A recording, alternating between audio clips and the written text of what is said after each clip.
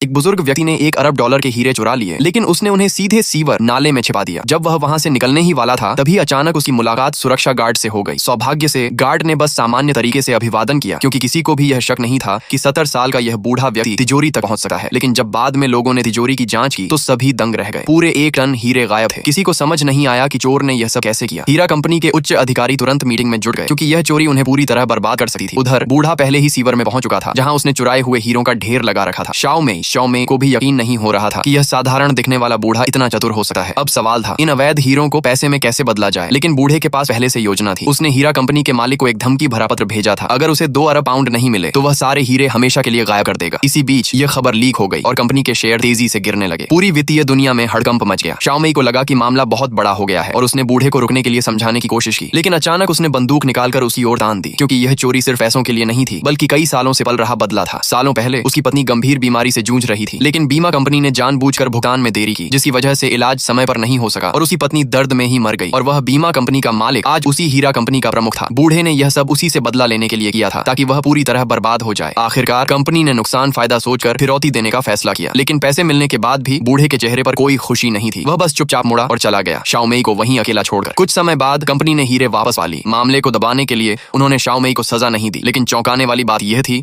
कि शाओमेई के खाते में अचानक 2 अरब पाउंड आ गए। बूढ़े ने एक पैसा भी अपने पास नहीं रखा, सब कुछ उसे दे दिया और खुद उसने इस दुनिया को छोड़ने का फैसला कर लिया, ताकि वह अपनी प्रिय पत्नी के पास जा सके।